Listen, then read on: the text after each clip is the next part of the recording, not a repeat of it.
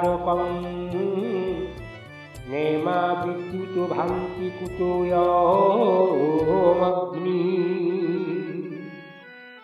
त्वमेव भान्तमनुभाति सर्वम् तस्य भाषा सर्वमिदं विभाति शान्ति ब्रह्म। आजिर प्रवचन भाग 68 रे वशिष्ठ शिव को कहउचंती, हे प्रभु ज्योतिर्मय ज्ञान भंडार शंकर मते सप्तांग योग क्या कहती। मानवगण अष्टांग योग करी शरीर को किपरि भगवान पाई मते सरल भाव में बुझाई कहतु। प्रकृति योगी क्या कह जाए, संसार पाप कर्म को किपरि विनाश करी हेबो बुझाई कहतु। दुर्गा माता धरित्री को ओ मानव मानू संसार मानवर शरीर पाप को किपरि दुर्गा देवी नाश करी मानवर जगत जननी होई किपरि रक्षा करि थांती कहतु। दुर्गा नाम 3 अक्षर उत्पत्ति किपरि होईछि वशिष्ठ पचारि शिवठारु ज्ञान तत्व लाभ पाई मौन रे शिव आगरे हाथ जोड़ी बसी रहिले। वशिष्ठ को शिव कहिले, हे वशिष्ठ समस्त मानवंक शरीर को सप्तांग हेउ कि अष्टांग हेउ जोग करा जाई पारे नाही। शरीर इंद्रिय शरीर रे मन राजा अटे। शरीर आखि गोड़ कि मुंड राजा हो पारि न थाए। शरीर मन राजा होई मंत्री नगर राज्य कोश दंड मित्र ओ मन ए 7 प्रकृति को मन भूषण होई थाए। एनु मन को सप्तांग बड़ी शास्त्र पंडित माने मध्य कहि थांती। मन समुदाय देह को धारण करी अष्टांग होई थाए।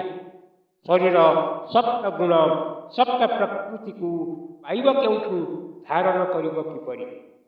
सप्त गुण धारण करी शरीर पारिब नाही। तेणु शरीर को योगी कहाजिब नाही। शरीर को जी साधन करिब मन रे ही तो साधन करिब। तेणु मन को ही प्रकृति योगी कहा जाए। शरीर को साधन करे मध्य योगी होई पारिब नाही। शिव कहिले, ए वशिष्ठ शास्त्र गुण सुन। मन रे भक्त गुण योग जे कराए सप्तांग योग रे योगी ताकू कुहा जाए। शरीर समस्ते योगी होई न थांती, अल्प अल्प शरीर योगी होई थांती। मनरे सारा विश्व संसार मानव योगी होई पारि थांती। शरीर रे जी योगी होई पारि थाए सर्व सुख दुख स्वर्ग नरक आंती। देहे मन भल करे ब्रह्म प्राप्ति होती। शरीर साधना संन्यास और मनो साधना संन्यास कहार किपरि लाभ हुए। देहरे संन्यास होइतिबा भक्त सुख दुख स्वर्ग पाई थाए। मन साधना रे संन्यास होइतिबा भक्त ब्रह्म भगवान प्राप्ति करि थाए। तेणु मुनि ऋषि माने शरीर रे सानिध्य न रखी शरीर रे आशा न रखी मन रे आत्मज्ञान प्राप्ति करी साधु सन्यासी होई। साधु सन्यासी हेले ब्रह्मज्ञान आत्मज्ञान सत्संग प्रवचन शुद्ध निर्मल स्वच्छ ज्ञान को जानी पारिले। मुनि ऋषि गण साधारण मानवंकर मन मुनि ऋषिंक ठारू ब्रह्मज्ञान जानी पारी बुझी पारी साधारण मानवर मन मुनि ऋषि सन्यासींकर मन सहित मिसी मनर मित्रता गुण पाई परमात्मा ब्रह्म मन प्राप्त हो जाए।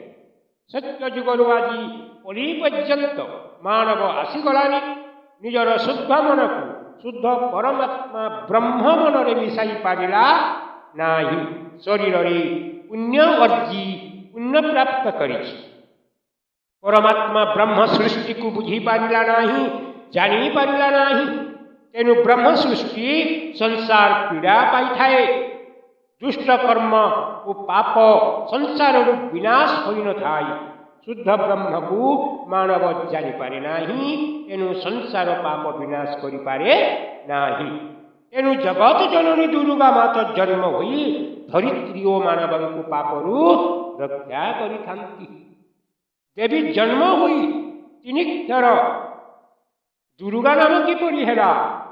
ହେ ବଶିଷ୍ଠ ଶୁଣ, ମାନବ ପୁରାଣ ମାନ ପଢ଼ୁଥିଲେ ସୁଦ୍ଧା ପୁରାଣରୁ ମାନବ ସତ୍ଜ୍ଞାନ ବ୍ରହ୍ମଜ୍ଞାନ ଶୁଦ୍ଧ ଜ୍ଞାନ ପାଇ ନ ପାରିବାରୁ ପୁରାଣ ବହୁତ ବୁଲାବାଟ ହୋଇଗଲା, ଦୁର୍ଗମ ପଥ ହୋଇଗଲା ପୁରାଣ। ତେଣୁ ପଣ୍ଡିତମାନେ କହନ୍ତି ମାନବ ଭଗବାନ ପ୍ରାପ୍ତି କରିବା ପାଇଁ ପୁରାଣ ହେଲା ଦୁର୍ଗମ ପଥ।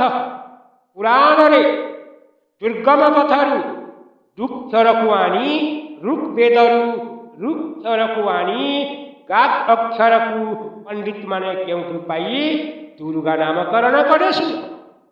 ଏ ବଶିଷ୍ଠ ଶିବ କହିଲେ ଗାୟତ୍ରୀରୁ ଗାକ୍ଷର ଜାତ ହେଲା। ଶିବ କହିଲେ ବଶିଷ୍ଠ ତୁମେ ଶାସ୍ତ୍ର ତତ୍ତ୍ୱକୁ ଭଲ ବୁଝି ଶୁଣି ଜ୍ଞାନ ପ୍ରାପ୍ତି କଲେ ମାନବଗଣ ଗାୟତ୍ରୀକୁ ଦେବୀ ବୋଲି ଜାଣିଥାନ୍ତି। ପ୍ରକୃତ ଗାୟତ୍ରୀ କିଏ ମାନବ ଜାଣିପାରିନଥାନ୍ତି। ଗାୟତ୍ରୀ କିଏ ଶୁଣ। ମୂର୍ଖର ବିଷ୍ଣୁ ଶକ୍ତିରେ ଯୁକ୍ତ ନାମ ଭକ୍ତି ଗାୟତ୍ରୀ ବୋଲିନ ତାକୁ ହୋଇ ବେଦପତି। ବିଷ୍ଣୁ ଶକ୍ତି କିଏ ମାନବ ଜାଣିଗଳି ତାକୁ ଭକ୍ତି କୁହାଯାଏ।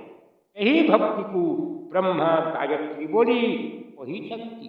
ମାନବଗଣ ଜାଣି ନ ପାରି ଗାୟତ୍ରୀକୁ ଦେବୀ ବୋଲି ପୂଜା କରୁଥାନ୍ତି। ବିଷ୍ଣୁ ଶକ୍ତିରେ ଯୁକ୍ତ ହୋଇ ଭକ୍ତି ପାଇପାରନ୍ତି ନାହିଁ। ବିଷ୍ଣୁ ଶକ୍ତିରେ ଭକ୍ତି ନାମ ହିଁ ଗାୟତ୍ରୀ ଅଟେ। ଗାୟତ୍ରୀରୁ ଗାଓ ଅକ୍ଷର ଆଣି ଦୁର୍ଗା ଦେବୀ ଜାତ ହୋଇଗଲେ। ମୂର୍ଖ ନରମାନଙ୍କୁ ପଣ୍ଡିତ କରିବା ପାଇଁ ଦୁର୍ଗା ଦେବୀ ଜାତ ହୋଇଗଲେ। ମାନବ କହନ୍ତି ଦୁର୍ଗା ଦେବୀ ମାନବଙ୍କୁ ନାଶ କରନ୍ତି।